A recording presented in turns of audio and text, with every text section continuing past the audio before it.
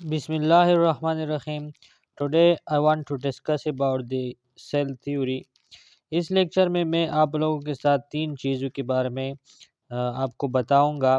سب سے پہلے Discovery of cell کس طرح ڈسکور ہو گیا، کس نے ڈسکور کیا، یہ آپ لوگوں کے ساتھ میں شیئر کروں گا۔ اور اس کے بعد جو سیل کی تھیوری ہے، مختلف قسم کی سائنسدانوں نے تھیوری پیش کی سیل کے بارے میں، وہ انٹرسٹنگ تھیوری میں آپ لوگوں کے ساتھ شیئر کروں گا۔ اور ساتھ ساتھ جو اس تھیوری کے مین پوائنٹس تھے سیل تھیوری کی، اس پوائنٹس کے بارے میں آپ لوگوں کے ساتھ معلومات فراہم کروں گا۔ تو چلیے without wasting any time let's get right into our topic. سب سے پہلے ڈسکوری آف سیل کو کس نے ڈسکور کیا؟ Cell was discovered by an English microscopist Robert Hooke in 1665۔ دیکھیے، سب سے پہلے ایک انگریز مائکروسکوپسٹ تھا جس کا نام رابرٹ ہوک تھا، ان 1665 میں اس کو یعنی سیل کو ڈسکور کیا۔ سب سے پہلے ہمیں پتہ ہے کہ اونین میں اس کو ڈسکور کیا تھا۔ اس کے بعد ہمارے پاس جو سیل تھیوری ہے، سیل تھیوری کس نے پیش کی؟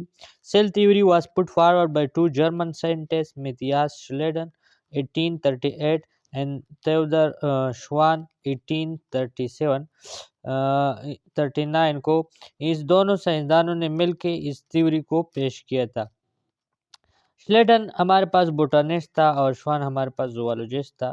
ان دونوں نے مل کے سیل تھیوری کو پیش کیا۔ اب سیل تھیوری کی جو پسٹولیٹ ہے وہ کیا ہے، وہ پرنسپل کیا ہے، دیکھیں چلتے ہیں۔ Main postulate of cell theory, cell theory کی جو مین پسٹولیٹ ہے وہ یہ ہے کہ all living organism are composed of one or more cell. جس طرح ہمیں پتہ ہے کہ جتنے بھی لیونگ آرگنزم ہے وہ یا تو ایک سیل سے مل کر بنے ہیں یا پھر ایک سے زیادہ سیل سے مل کر بنے ہیں۔ ٹھیک ہو گیا؟ یا تو ایک سیل سے مل کر بنے ہیں یا ایک سے زیادہ سیل سے مل کر بنے ہیں۔ اچھا، cell contain heredity material which passes from parents to offspring. Cell میں ہمارے پاس ایسے ہیریڈیٹی مواد پائے جاتے ہیں جو کہ آف سپرنگ یعنی پیرنٹ سے آف سپرنگ میں منتقل ہو جاتے ہیں۔ اسی وجہ سے ہمارے پاس مینڈلس کی بھی ورک بہت مشہور ہے، انہوں نے ہیریڈیٹی پہ بہت کام کیا ہے، انہیریٹنس میں اس کا بہت رول ہے۔ اسی طرح تیسری جو پوائنٹ ہے، new cells arises from the pre existing cells by cell division. اچھا، نئے سیل جو ہے وہ ارائز ہو جاتے ہیں کس چیز سے؟ جو پہلے سے موجود سیل ہو اس سے نئے سیل بنتے ہیں۔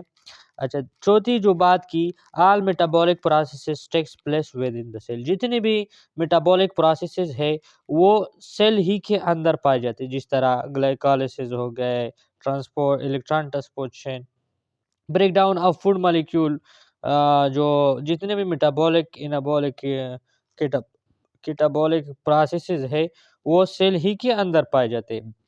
اس کا خلاصہ یہ ہے کہ جتنے بھی آرگنزم ہے جو سٹرکچر بنا ہوا ہے وہ سیل سے مل کر بنا ہوا ہے۔ ٹھیک ہے، اور سیل ہی کے اندر ہمارے پاس کروموسوم کے شیپ میں ہیریڈیٹی مٹیریل ہے جو کہ گیمیٹ بنتے ہیں، گیمیٹ سے جا کے پھر آف سپرنگ میں منتقل ہو جاتے ہیں۔ ٹھیک ہو گیا۔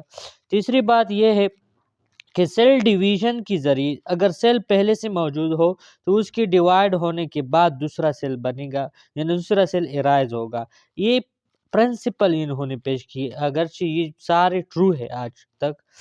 آل metabolic process takes place within cell, جتنے بھی میٹابولک پروسیسز ہے، ہم سانس لے رہے ہوتے ہیں، ریسپریشن بھی ہے، یہ بھی ہمارے پاس ریسپریشن اگر ہم ڈیپتھ پہ جائے نا تو اس میں break down of food molecule cell base پہ یہ بریک ڈاؤن ہو جاتا ہے۔